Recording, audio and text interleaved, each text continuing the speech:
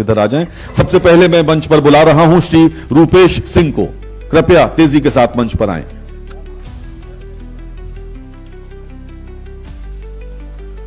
माननीय मुख्यमंत्री महोदय के कर कमलों से कैलाश मानसरोवर की यात्रा कर चुके यात्री श्री रूपेश सिंह इस समय मुख्यमंत्री महोदय के समक्ष हैं और ये चेक प्राप्त कर रहे हैं।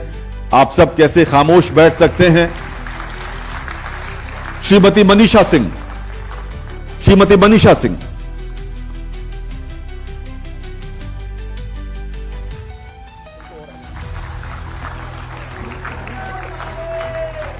श्री किशोर साह, श्री किशोर साह आपको बता दूं 69 वर्ष के हैं, आयु में सबसे बड़े लिपू प्रथम बैच के किशोर साह। अर्पित राय आयु में सबसे छोटे, जब यात्रा पर गए मात्र 19 वर्ष के थे। अर्पित राय नाथुला के रास्ते से प्रथम बैच में गए थे। दीपक मेहरोत्रा नाथुला के रास्ते से 8वां बैच, श्री दीपक मेहरोत्रा। श्रीमती गीतिका सिंह नाथुला के रास्ते से 4था बैच, श्रीमती गीतिका सिंह। श्री अरुण कुमार दीक्षित, श्री अरुण कुमार दीक्षित। श्री श्रीकांत गुप्ता, श्रीकांत गुप्ता जी। श्रीमती मेघना भुजिया नाथुला का पहला बैच, श्रीमती मेघना भुजिया। श्रीमती सुमन मिश्रा, यह भी नाथुला के पहले बैच में थी, श्रीमती सुमन मिश्रा। श्री पीयूष अग्रवाल,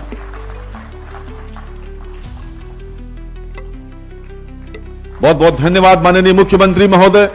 मित्रों, 4 पुरुषार्थों में से एक धर्म हमारे जीवन में महत्वपूर्ण स्थान रखता है। उपनिषद हमसे कहते हैं सत्यम वद धर्मम चर, सदा सत्य बोलो और सदाचार का आचरण करो। हम सौभाग्यशाली हैं कि वर्तमान सरकार ने पिछले 9 वर्षों में धर्मार्थ कार्यों में अभूतपूर्व कार्य किया है। अयोध्या नगरी के विकास से लेकर काशी विश्वनाथ के कॉरिडोर तक, सीतापुर के नैमिषारण्य में वेद विज्ञान केंद्र की स्थापना से लेकर मां विंध्यवासिनी मंदिर के परिक्रमा पथ तक, महोबा में चरखारी में वासुदेव मंदिर परियोजना से लेकर गाजियाबाद में कैलाश मानसरोवर यात्रा भवन तक सरकार द्वारा किए गए अनेक नवाचारी और नवोन्मेषी कार्यों से सनातन धर्मावलंबी आज गदगद हैं, आह्लादित हैं। और यह सब संभव हो सका है शिवावतारी श्री गोरक्षनाथ जी की परंपरा के संवाहक उत्तर प्रदेश के लोकप्रिय मुख्यमंत्री आदरणीय योगी आदित्यनाथ जी के क्रांतिकारी मार्गदर्शन में। देवियों सज्जनों, करतल ध्वनि के साथ स्वागत करें, खड़े होकर स्वागत करें माननीय मुख्यमंत्री महोदय का, जो अपने आशीर्वचन हेतु पधार चुके हैं।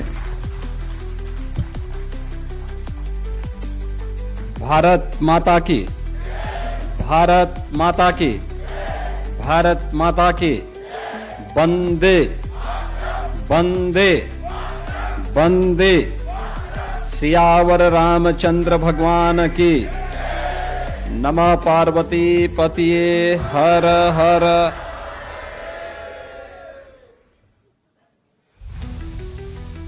कैलाश मानसरोवर की पावन यात्रा से वापस आए उत्तर प्रदेश के 555 श्रद्धालु जनों को उत्तर प्रदेश शासन के द्वारा प्रदान की जाने वाली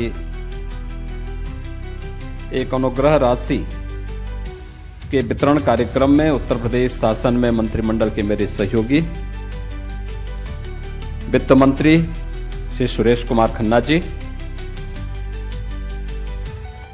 प्रदेश के पर्यटन और संस्कृति मंत्री श्री जयवीर सिंह जी, आज के समारोह में उपस्थित माननीय विधायक श्री ओपी श्रीवास्तव जी, विधान परिषद सदस्य श्री मुकेश शर्मा जी, श्री रामचंद्र प्रधान जी,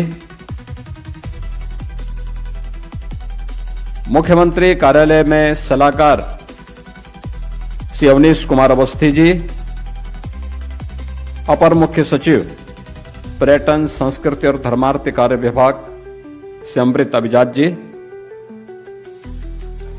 उत्तर प्रदेश की कैलाश मानसरोवर यात्रा से संबंधित समिति के अध्यक्ष श्री के सिंह जी, समिति के सभी पदाधिकारीगण और बड़ी श्रद्धा के साथ भारत के सनातन धर्म की इस पावन यात्रा में सहभागी बने सभी उपस्थित बहनों और भाइयों, मैं सबसे पहले आप सभी का हृदय से अभिनंदन करता हूं कि आप सबने यात्रा की कठिनाइयों, चुनौतियों और प्राकृतिक आपदाओं का मुकाबला करते हुए सकुशल इस यात्रा को गत वर्ष पूरा करने के उपरांत आज यह अवसर आया है जब आप सबके साथ इस संवाद बनाने का अवसर हमें प्राप्त हुआ है। मैं इस अवसर पर उत्तर प्रदेश सरकार की ओर से आप सभी का मैं हृदय से अभिनंदन करता हूं, स्वागत करता हूं।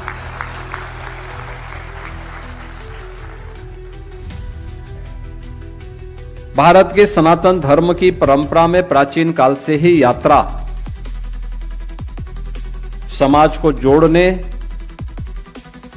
और राष्ट्र को एकता और एकात्मता के साथ आपसी बंधन के साथ सशक्त रूप से जोड़ने का एक माध्यम में रहा है। पहले तीर्थाटन भी जीवन का एक हिस्सा माना जाता था। लोग अपने सामान्य दिनचर्या में से कुछ समय निकाल करके यात्रा पे निकलते थे। लोगों के पास संग्रह की वृत्ति नहीं थी, बल्कि अपने मेहनत से, अपने पुरुषार्थ से जो कुछ उन्होंने अर्जित करते थे, उस समय यात्रा पे निकल करके फिर जरूरतमंदों की सहायता करने के लिए वे किसी न किसी धार्मिक स्थल की यात्रा पे निकलते थे और उस यात्रा के माध्यम से पुण्य के भागीदार भी बनते थे। समाज को जो जोड़ने, समझने और देखने की एक नई संजीवनी भी प्राप्त करते थे। भारत के अंदर जो धर्मस्थल बने हैं उसके पीछे ये भाव भी रहा है। भारत प्राचीन काल से ही एक राष्ट्र की इकाई के रूप में, सांस्कृतिक इकाई के रूप में सदैव आदिकाल से बना रहा है। याद करिए, जब आदि शंकर ने केरल से निकल करके देश के 4 कोनों में 4 पीठों की स्थापना की होगी, तब देश के अंदर कोई एक सरकार नहीं थी, राज्य रजवाड़े थे, राजनीतिक इकाइयां अलग अलग भले ही रहे होंगे, लेकिन सांस्कृतिक रूप से पूरा भारत एक था। और आज भी वह भाव हर सनातन धर्मावलंबी के मन में रहता है। और ये सुखद संजोग है हम सबके लिए कि हम लोगों ने, हमारे ऋषि मुनियों ने, हमारे पूर्वजों ने जिस भाव के साथ हमें जोड़ने का काम किया, वह आज भी उसे बनाए रखने का, एक दायित्व का निर्वहन करने का प्रयास हम सब करते हैं। कोई श्रद्धा भाव के साथ करता है, कोई पर्यटन की दृष्टि से करता है। लेकिन धार्मिक स्थलों की यात्रा जब हम करते हैं तो श्रद्धा भाव ज्यादा हो, पर्यटन उसके बाद हो और मनोरंजन उसके बाद हो, तो ये 3 चीजों को अगर हम ध्यान में रख करके करेंगे तो उसकी पवित्रता को, उसकी मर्यादा को भी बनाए रख पाएंगे और उन स्थलों की गरिमा के अनुरूप हमारा आचरण न केवल हमें बल्कि हमारी पीढ़ी को भी संस्कारित करके आगे बढ़ने में मदद कर सकती है। उत्तर प्रदेश के श्रद्धालु जनों के लिए कोई समस्या न हो, इसी के लिए हम लोगों ने 2017-18 में गाजियाबाद में कैलाश मानसरोवर भवन का निर्माण किया और कैलाश मानसरोवर भवन इस यात्रा के प्रथम पड़ाव में जब विदेश मंत्रालय के द्वारा सभी प्रकार की औपचारिकताओं को पूर्ण किया जाता है, उन औपचारिकताओं को पूर्ण करने के दौरान उनके लिए ठहराव का प्रथम पड़ाव, उस पड़ाव के निर्माण के लिए, और वह कार्य एक समय सीमा के अंदर पूरा हुआ। आज वह वहां पर आप सबके लिए उपलब्ध है। सरकार का प्रयास रहा है हर एक तीर्थ स्थल पर श्रद्धालु जनों के लिए अच्छी सुविधा प्राप्त हो, आज के समय के अनुरूप हम सुविधा उपलब्ध करवा सकें। एक समय था सीमित साधन नहीं थे, सीमित संख्या में श्रद्धालु जाते थे। आज साधन हो गए हैं। उत्तर प्रदेश में तो आप देखते होंगे कितनी बड़ी संख्या में, अगर हम गत वर्ष की बात देखें 2025 में उत्तर प्रदेश के अंदर 164 करोड़ श्रद्धालु उत्तर प्रदेश के अंदर अलग अलग धर्म स्थलों पर अलग अलग क्षेत्रों में आए, जिसमें 66 करोड़ तो अकेले प्रयागराज महाकुंभ में आए। काशी में काशी विश्वनाथ धाम, अयोध्या में श्री राम जन्मभूमि, मथुरा वृंदावन में, अलग अलग क्षेत्रों में करोड़ों की संख्या में श्रद्धालु जनों का आगमन एक चुनौती भी है, और उस चुनौती के साथ साथ एक अवसर भी होता है। सरकार अपने स्तर पर प्रयास करती है कि हम अच्छी सुविधा दे सकें, आवागमन के भी, जन सुविधाओं के लिए भी, और जो भी श्रद्धालु जन पर्यटक गण आते हैं उनके लिए अच्छी सुविधा वहां पे उपलब्ध हो सके। क्योंकि कैलाश मानसरोवर की यात्रा उत्तर प्रदेश सरकार उत्तर प्रदेश के अंदर और भारत सरकार भारत के अंदर सुविधा उपलब्ध करवा सकती है, लेकिन इसके बाहर दूसरे देशों को इस सुविधा के साथ जोड़ना होता है, और उस समय उनका व्यवहार ये किसी से छुपा हुआ नहीं है। जैसे तैसे वो यात्रा वहां पर श्रद्धालु जनों के द्वारा संपन्न होती है, लेकिन फिर भी हम लोग उसके साथ जुड़ते हैं, क्योंकि उस असुविधा में भी हमारी आस्था भारी पड़ती है, और आस्था के कारण हम सभी लोग जाकर के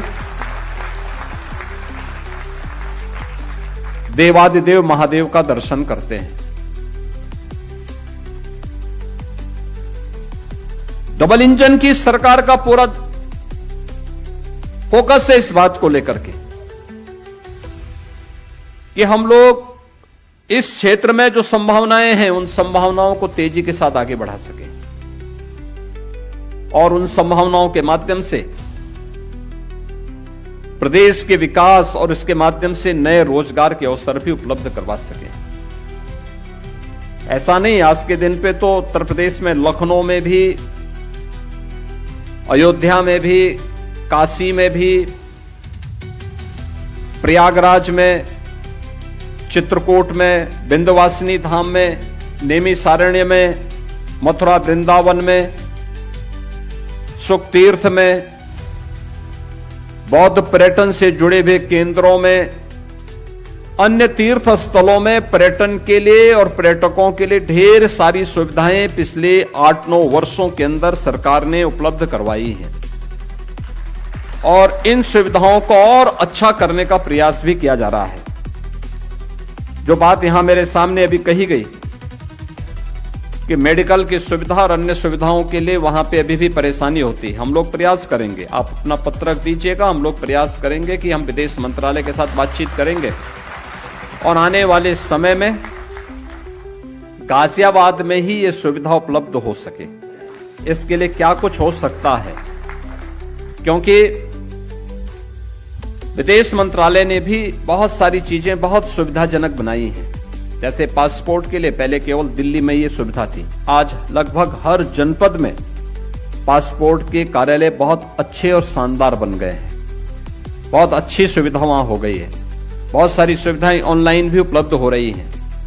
हम लोग ये प्रयास करेंगे कि क्या हो सकता है। अवस्थी जी से मैं कहूंगा कि थोड़ा इसमें लग करके और कैसे कैलाश मानसरोवर भवन के पास ही इस सुविधा को उपलब्ध करवाने में अगर विदेश मंत्रालय सहयोग करता है तो इस सुविधा को कैलाश मानसरोवर, जब कैलाश मानसरोवर की यात्रा होती है तो उस समय कैलाश मानसरोवर के श्रद्धालुओं के लिए, शेष समय अन्य धार्मिक यात्रा में भी उसकी उपलब्धता सुनिश्चित हो। मैंने पर्यटन और संस्कृति विभाग को पहले भी कहा था कि इसका हमें बेहतर उपयोग करना चाहिए, लेकिन उपयोग ही नहीं करना, उसका रखरखाव भी करना है। रखरखाव बेहतर तरीके से हो। अगर कोई चीज बनी है, हमारा दायित्व बनता है कि हम उसको सही देखभाल करें, उसका संरक्षण करने का दायित्व भी हमारा है।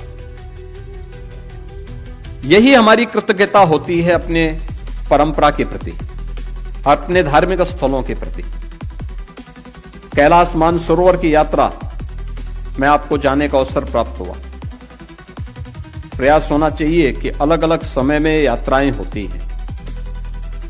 उत्तराखंड में भी 4 धाम हैं, देश के अंदर भी 4 धाम हैं, और उत्तर और दक्षिण को जोड़ने के लिए प्रधानमंत्री मोदी जी ने बहुत सारे प्रयास प्रारंभ किए। काशी तमिल संगमम का कार्यक्रम काशी में पिछले 4-5 वर्षों से लगातार चल रहा है। तमिलनाडु और उत्तर प्रदेश को जोड़ने के 2 माध्यम हैं। उत्तर प्रदेश में बाबा विश्वनाथ का धाम है और तमिलनाडु में रामेश्वरम धाम है। हमारा प्रयास होगा आने वाले समय में उत्तर प्रदेश के श्रद्धालु रामेश्वरम की यात्रा में जाएं। उत्तर प्रदेश के श्रद्धालुओं के लिए रामेश्वरम की यात्रा और सुगम हो सके। रेलवे मंत्रालय के द्वारा उस प्रकार की सुविधाएं उपलब्ध कराई जाती हैं। हम लोग उसके साथ भी बातचीत करके प्रयास करेंगे कि काशी से बाबा विश्वनाथ का दर्शन करके गंगा जल लेकर के और यहां से गंगा जल लेकर के अगर रामेश्वरम की यात्रा करने के लिए क्या सुविधा हो सकती है, तो इसको और अच्छे ढंग से रिफाइंड करके इसको आगे बढ़ाने में प्रदेश सरकार को भी इस सुविधा को बढ़ाने में, इस सुविधा को प्रदान करने में मदद मिलेगी। क्योंकि उत्तर से दक्षिण को जोड़ने, एक भारत श्रेष्ठ भारत के निर्माण में इससे और सहायता प्राप्त होगी। मीडिया के माध्यम से प्रचार प्रसार करने का दायित्व यह पर्यटन, संस्कृति और धर्मार्थ कार्य विभाग का होना चाहिए। यात्रा के समय हमारे पास उस प्रकार का ऐप मौजूद हो। सोशल मीडिया के माध्यम से, डिजिटल मीडिया के माध्यम से, विजुअल मीडिया और प्रिंट मीडिया के माध्यम से इस प्रकार का प्रचार प्रसार हमें व्यापक रूप से करना चाहिए। अगर हम करेंगे तो विभाग का भी और उस प्रकार के प्रचार प्रसार के माध्यम से, इन धर्मस्थलों के माध्यम से प्रदेश की अर्थव्यवस्था में एक नई पहचान उसे प्राप्त होती है, अर्थव्यवस्था मजबूत होती है। प्रयागराज में महाकुंभ हुआ, 66 करोड़ श्रद्धालु आए और 66 करोड़ श्रद्धालुओं के आने से उत्तर प्रदेश की अर्थव्यवस्था पर क्या प्रभाव पड़ा, आज ये सब दिखाई देता है। इसका प्रभाव है। इस प्रकार के आयोजन अपने आप में देश को जोड़ने के बहुत अच्छे माध्यम बनते हैं। हम लोगों ने देखा, जो लोग उत्तर प्रदेश में पहली बार आए, उस समय उनके बीच में उत्तर प्रदेश के बारे में जो धारणा बनाई गई थी कि उत्तर प्रदेश में सुरक्षा नहीं है, विकास नहीं है, अव्यवस्था है, लोगों का व्यवहार ठीक नहीं है, जब उन्होंने उत्तर प्रदेश में आकर के देखा कि उनके राज्य से अच्छी सड़कें हैं, उन्होंने जब उत्तर प्रदेश में आकर के देखा लोगों का व्यवहार बहुत अच्छा है, उन्होंने जब यहां देखा कि यहां पे बेहतरीन सुविधाएं हैं, हम लोग तो ये भी देखते थे कि महाकुंभ के दौरान 10-10 किलोमीटर लोग पैदल चले, और जब उनको लोग कुछ यूट्यूबर्स उनके बीच में जाकर के उनको भड़काने का काम करते थे तो उनको भगाते थे। वो कहते थे कि भाई पैदल मैं जा रहा हूं, मुझे संगम में स्नान करना है, तुम्हें परेशानी क्या हो रही है। यह भी हम लोगों ने देखा है कि दूर दराज से आने वाला श्रद्धालु इस तरीके से डपट करके उन्हें बाहर करता था और अपनी मस्ती से जाकर के त्रिवेणी में, मां गंगा, मां यमुना और सरस्वती की त्रिवेणी में जाकर के डुबकी लगा करके आनंद से भाव विभोर होकर के फिर महाकुंभ से वापस अपने धाम, अपने गांव के लिए, अपने शहर और अपने जनपद के लिए, अपने राज्य के लिए वापस प्रस्थान करता था। यानी ये भाव जब होता है तो उस भाव में फिर व्यक्ति हर कठिन चुनौती का सामना करते हुए भी मंजिल को प्राप्त कर लेता है। हमें इस मंजिल को प्राप्त करने की दिशा में आगे बढ़ना चाहिए। इन सुविधाओं को आगे बढ़ाने के लिए सरकार पूरी तरह संवेदनशील है, इस सरकार की प्रतिबद्धता का हिस्सा भी है। लेकिन धार्मिक पर्यटन में उसकी मर्यादा को श्रद्धापूर्वक आगे बढ़ाने का दायित्व हम सबका सामूहिक रूप से भी होना चाहिए। इस विश्वास के साथ आज जो 555 कैलाश मानसरोवर की यात्रा में गए हुए श्रद्धालु थे, उनके वापस आने पर मैं उनका अभिनंदन करता हूं। और उत्तर प्रदेश सरकार के द्वारा जो सहायता आपको उपलब्ध करवाई जाती है, सहायता नहीं बल्कि उत्तर प्रदेश सरकार का आपके साथ एक संबल है कि इस संबल के माध्यम से उत्तर प्रदेश सरकार आपके साथ है और इस प्रकार की सुविधाओं को और मजबूती के साथ आगे बढ़ाने में ये सहायता हमें मदद करेगी। आप सबके प्रति मेरी शुभकामनाएं हैं। देवादिदेव महादेव से मेरी यही प्रार्थना है कि ये सहायता भी और आपकी ये यात्रा भी आपको और आपके पारिवारिक और सामाजिक जीवन को और सुदृढ़ करे, मजबूत करे। आप सबके प्रति मेरी मंगलमय शुभकामनाएं हैं। धन्यवाद। जय हिंद। बहुत बहुत धन्यवाद माननीय मुख्यमंत्री महोदय, आपकी सदाशयता के लिए। और एक ग्रुप फोटो होगा आप सबके साथ। आप अपने स्थान पर बैठें, अपने स्थान पर बैठें। माननीय मुख्यमंत्री महोदय आपके मध्य आकर आपके साथ एक ग्रुप फोटो खिंचवाने जा रहे हैं। माननीय मुख्यमंत्री महोदय, माननीय वित्त एवं संसदीय कार्य मंत्री, आदरणीय पर्यटन मंत्री